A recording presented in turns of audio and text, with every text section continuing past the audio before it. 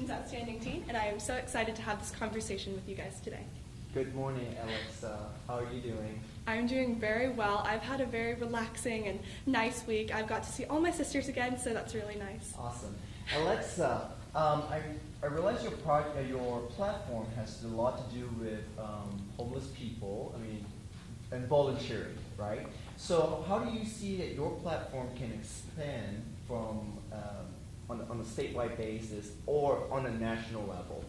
So the wonderful thing about my platform is that it's so versatile. The message of it is that volunteering is not just a one-dimensional thing. And what I did with my nonprofit organization is I specifically geared it towards the plight of the homeless in Texas. However, the main message, which is using your time, talent, or treasure to help serve other people, can be used on a national level because everybody can apply something that they have, some type of blessing to help serve others, and that's really what I'm trying to get across. So multiple of you that are competing this week have their own nonprofit. What I want to know is what sets yours apart in your opinion? So I started my nonprofit organization when I was only 13 years old. I had no idea that I wanted to go into pageantry. I actually couldn't have imagined being here today. So I guess the unique thing about my nonprofit is that I started it just out of a pure want to help to serve other people when I was younger. So I think that's really cool, not knowing anything about, having to have a platform when you're younger, but just being inspired by the individuals around me, specifically my family, my parents, who are huge philanthropists, and really wanting to serve other people at such a young age. So with it being, I think it's amazing because homelessness is such a huge epidemic. And I have two questions for you. Number one, why do you think homelessness is such a huge epidemic at this time? Well, there are multiple reasons. Each person is different. Each situation is different, and but it is just exploding on such a huge yes, level. sir. So I guess one of the main reasons is a lack of education. So my family is are huge advocates for education, and it's really wonderful to see that my family has inspired me to pursue my education so much, and the Miss America organization inspiring other young women to do so as well. But a lack of education can really affect somebody and their future success. So I'd say that that's one of the main reasons. Okay, and then my other thing is because it is a Christian-based thing, and so how do you get someone who is a Muslim, someone who is a Buddhist or atheist, someone who doesn't believe the way that you believe, how do you get them involved in your project so that's inclusive? So I'm so glad you asked that question because I really want to get the message across that though it's Christian-based because it's from me and that's my life and that's my faith and it's so important to me, Project Christ to me means project love, hope, and kindness, and really just outreach in your community. So it doesn't just have to be applied to people that happen to be Christians. I want to get that message across to everybody who's interested in volunteering, who's interested in being a beacon of light in their community. So that's my main purpose for my nonprofit, not just Christianity. It's love, which everyone can relate to. Is there any situation that you walked into interacting with some of the homeless population that really just was surprising to you? One thing specifically, a story that I kind of have that really spoke to me was when I was volunteering at Church Under the Bridge, which is a local nonprofit organization, in San Antonio, because I used to live there. One woman told me that a man had all of his things collected and he had no belongings left. But when he came into their church or their community center, he had a blessing bag with him. And that was the rest of his belongings. He didn't have anything else. So knowing that I can give that little mustard seed of hope to that person, that story really inspired me, and it made me want to continue to go on with my nonprofit. And I absolutely love your blessing bag filled with gift cards for food and Thank other you. necessities. And it's for homeless, and it's really for anybody that's in need.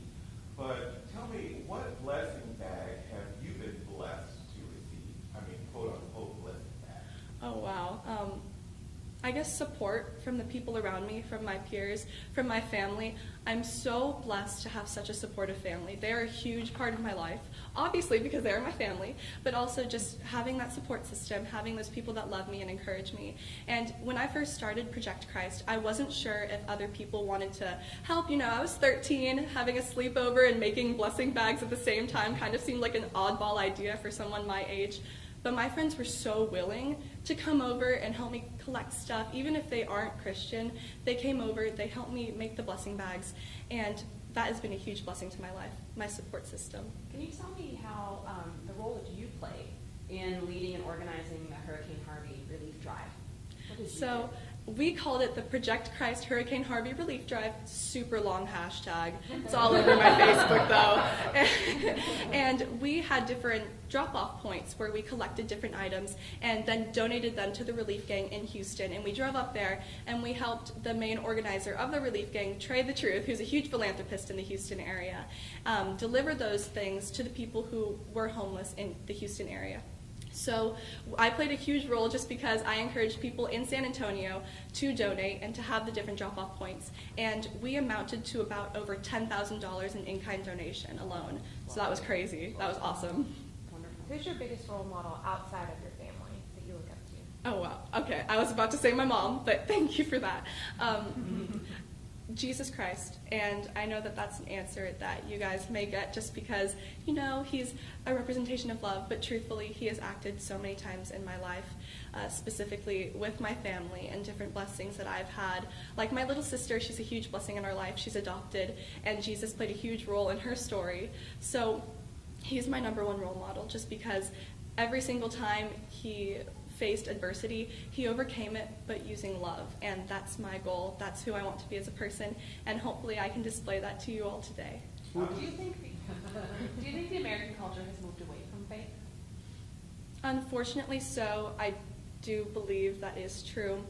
I think the stigma that comes around with faith is being dogmatic about your religion, and I truthfully just think that the American culture has moved more towards materialism, and I think that that's something that we can definitely remedy if we have more positive youth role models, encouraging our upcoming generations to really take a hold of what faith stands for to them, and understanding that it doesn't have to be enforcing your beliefs on somebody else. So my favorite quote from my mother actually is, "You can never force someone into believing what you believe in, but can only love them through your words and actions." Which sex do you think has it easier in our culture? And have you ever wished that you were the opposite sex? I think it'd be definitely interesting to experience what it'd be like to be the opposite sex. However, I really do love being a woman, and I think that it's very empowering, especially in this day and age when women are having so many new opportunities. Just, I guess, for example, with the Miss America organization. But other than that, we empower each other, and I think that that's so cool. So I wouldn't say that any sex has the upper hand just because we are taking our lead as powerful, strong women today, and I think that's so inspiring. So your resume says that you have an award-winning British accent. Yes. Would you be willing to demonstrate for us? Okay, thank you for asking me this. I was really excited. Is it okay that I'm running for Miss America's Outstanding Teen when I'm from Britain? I do have a question for you. Is that I love the. Thank you so much. Okay, thank you guys so much. I really appreciate it. I'll see y'all on stage.